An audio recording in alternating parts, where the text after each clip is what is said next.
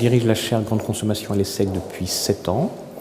Et donc j'accompagne chaque année une trentaine de jeunes qui se prédestinent au métier de la consommation au sens large, côté industrie, commerce ou prestataire. Et donc je les accompagne sur un parcours fait de cours, de recherche, de rencontres, et pour les rendre un peu plus matures quand ils se présenteront sur le marché du travail.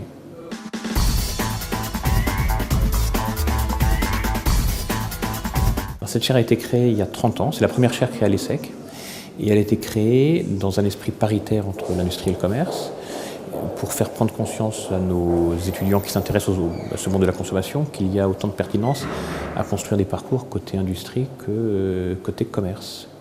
Et donc elle est accompagnée par des partenaires, enseignes et industriels depuis une trentaine d'années. Et elle a formé à peu près 600 ou 700 jeunes sur 30 promotions que l'on retrouve aujourd'hui à différents postes, marketing, commercial, même finance, chez des gros industriels de la consommation et chez des retailers français ou internationaux.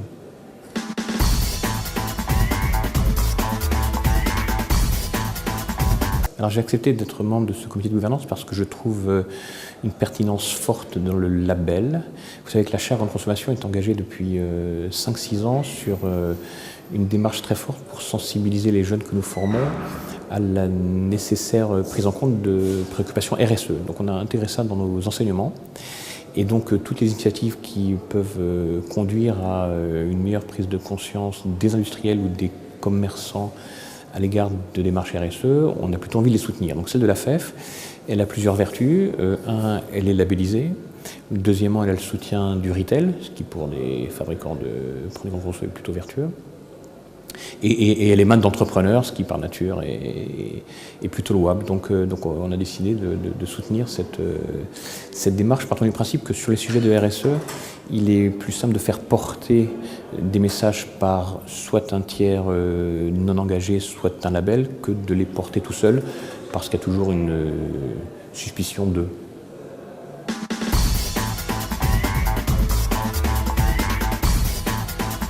Je pense que les consommateurs sont fondamentalement sensibles à ces thèmes RSE, qu'ils touchent la composante environnementale ou qu'ils touchent la composante sociale, sociétale.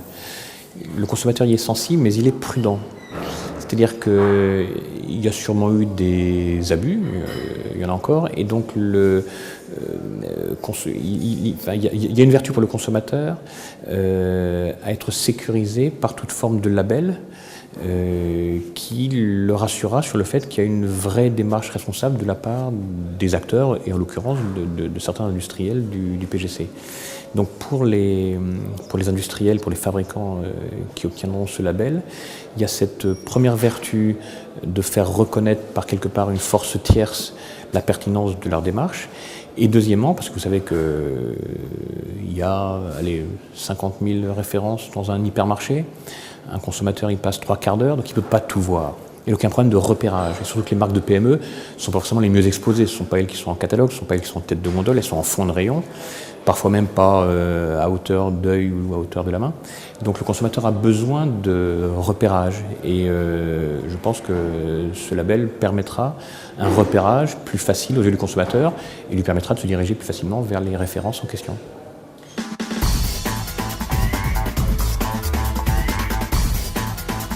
Ça serait entrepreneur, responsable, engagé.